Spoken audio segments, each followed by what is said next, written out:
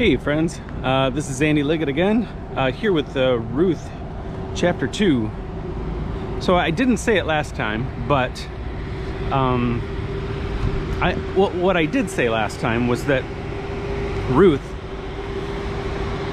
set out and what I think is maybe the biggest step in faith that anybody in the Bible did. And I know that there's a lot of people that stepped out in faith, but I didn't really highlight why it was such a big deal for Ruth to take such a step of faith when she decided to stay with Naomi.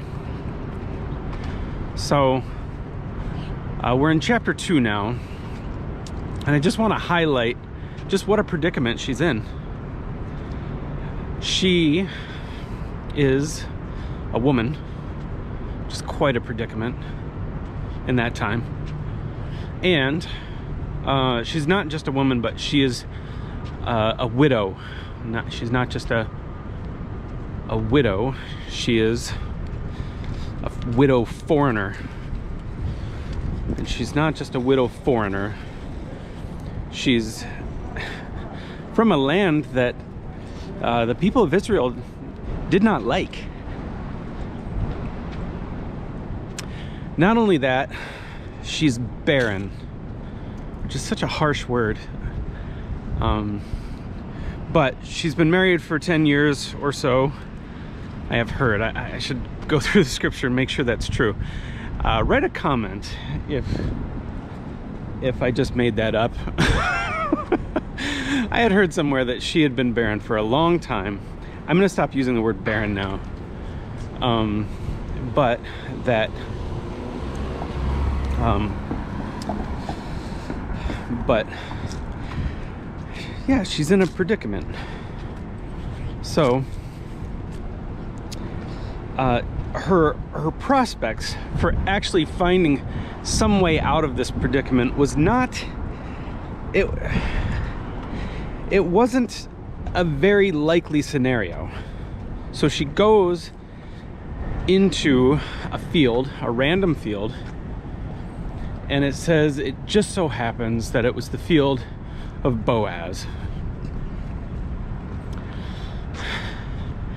Pretty much everywhere I've looked has said that in Hebrew, the Hebrew people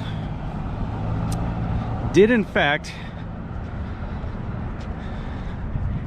have the ability to communicate ironic understatement. It just happened to be in the field of Boaz. Pretty much everybody believes that this was the hand of God saying, go to this field. You know, that she was destined to be in this field, and God somehow arranged it so that that can happen.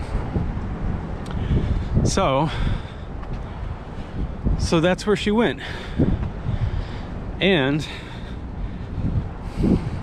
one of the predicaments that I didn't mention is that this was a very dangerous time.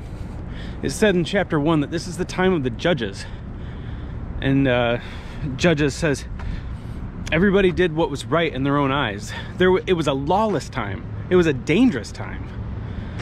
And for pretty much everybody that talks to her says, you're gonna have to be careful in those fields because there's men there and something bad is gonna happen. But she goes there, and Boaz says, whose woman is that? Which I think is a very funny way of saying, who is that? Whose woman is that? And they said, that is Naomi's daughter-in-law, and she has been working all day and all night, which shows a little bit more of the predicament that she's in, because even if she works all day and all night, she's probably not going to glean enough food for her and her mother-in-law to survive. But she's going to try anyways. She's really stepping out in faith. And Boaz even says it. He says,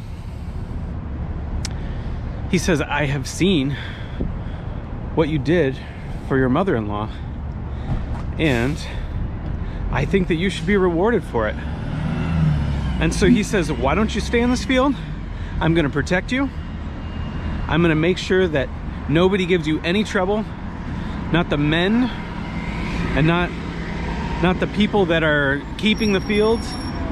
I'm just going to make it so that not only are you going to be safe, but I'm going to make it easier for you to get the food.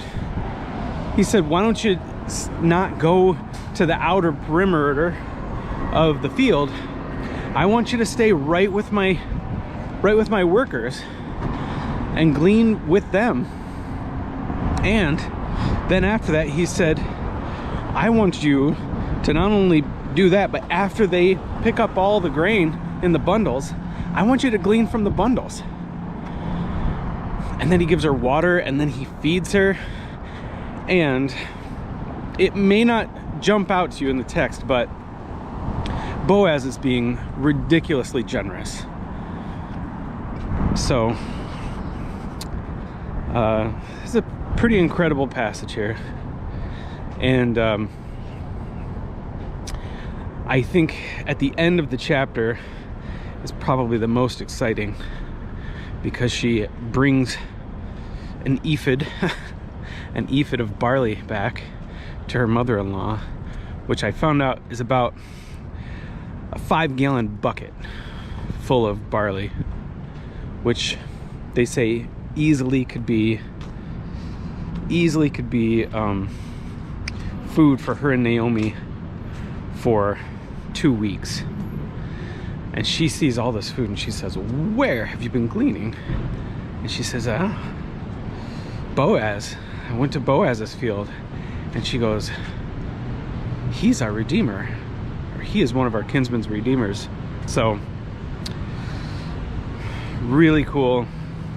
Chapter 2 is an amazing chapter, and yeah, well, stick with me till chapter 3. All right, friends, see you tomorrow.